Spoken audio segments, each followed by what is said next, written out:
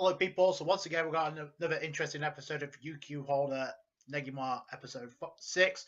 And to be honest, the way this episode started, it looked like it was going to be a laid-back, chilled episode, and a very Kuromaru Tokisaka based episode, and it was.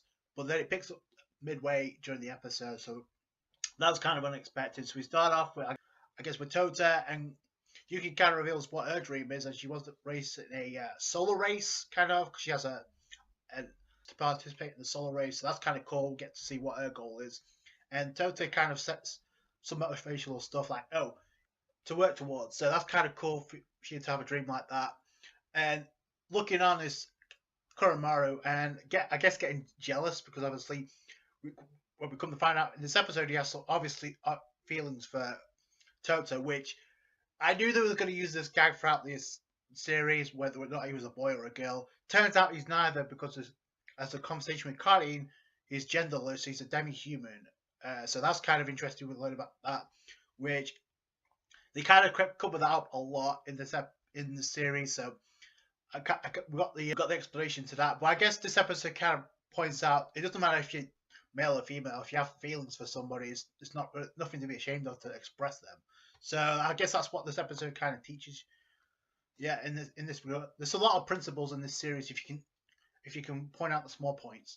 So, and that's one of them. So Karin and I guess Iku come up with a strategy to actually, because Karin is super jealous about the way that Tota's relationship with Yukihime is, she decides, yo, you need to decide you're a girl and go on a date with Tota, because it's obvious you got feelings for him. So Karin's trying to push this up.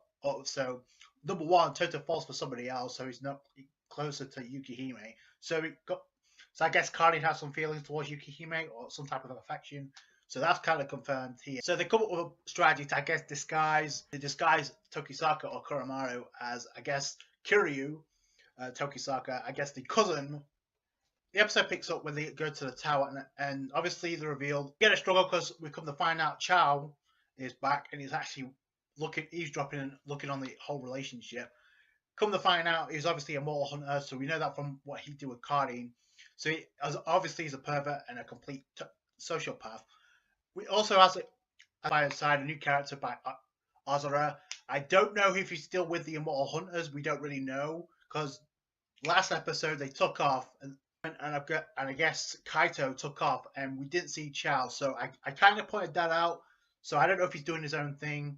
This is the reason why he wants to hunt Immortal Hunters, because obviously he gets off on touch. Grabs Tota with the shadows, while I guess catching Tota and Tokisaka off guard, because they're looking on. And before Tokisaka could actually confess his feelings or her feelings, because this entire episode was about pinpointing what Tokisaka wants to be in order to be there for Tota. What does he want to be, a girl? Does he want to be a boy? He goes on the appearance of a girl and actually renders him a little bit. It prevents him from actually fighting at full strength, to the point where he's not able to summon his chi, and he actually points that out when Tota got grabbed by the shadows from Chow. Yeah, Azura kind of landing a heavy blow on. If you notice, the weight of the attack actually left a shock wave or impact wave on the floor. So was that something to do with weight or gravity, much like Kurobo, which we saw at the beginning of the episode? So Kuromaru gets wrecked. He gets sent outside the tower.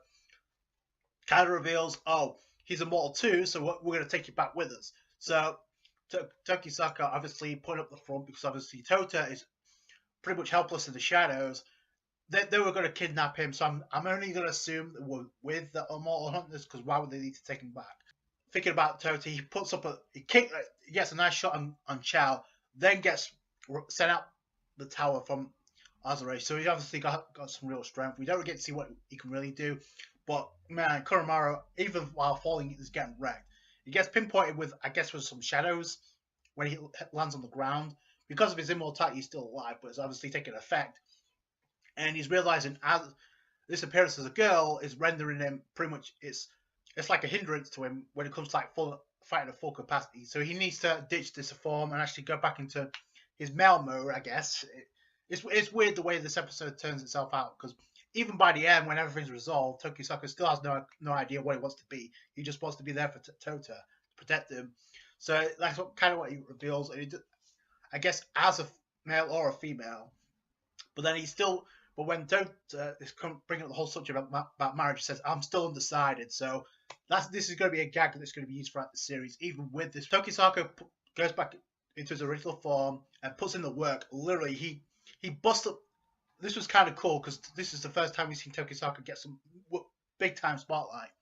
Busts up the shadows that were binding him. Then he punches Chow, and before anything gets resolved, Azra's like, "Yo, I know what you are now. You're technically a male, but you're a genderless person, so we don't need to drag this out any further." The police show up, so they bail, they dip. Like I said at the beginning, I appreciate the message this episode was sending. Regardless if you're male or female, if you have feelings for somebody, it's always important to express them before it becomes a hindrance to you. That's what this episode teaches you, regardless of how ridiculous it was at times. With, I guess, Kuromaru realizing as a friend, he could either be a male or female, as long as he's close to, I guess, Tota, because obviously that's where the friendship, the bond lies. And I guess Tota kind of reveals that Kuromaru is his best friend, so that kind of irks him a little bit. We get introduced to a bunch of new characters where it looks like they're going to play a huge role for where the series heads next. We get introduced to Fate. I guess he's the guy looking at Tota after he unleashed Magi in the previous episode.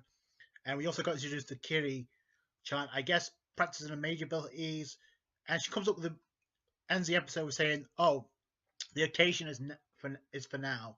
So I'm only going to assume it involves Tota in some way. It was a decent episode. Obviously, it focuses on Tokisaka a lot, especially now, I guess, genderless. So I guess pick your poison, right? So that's it from me. Thank you so much for watching. Like this review if you did appreciate that. Subscribe to the channel for more Negima, UQ Holder Negima. Catch you guys later. Bye.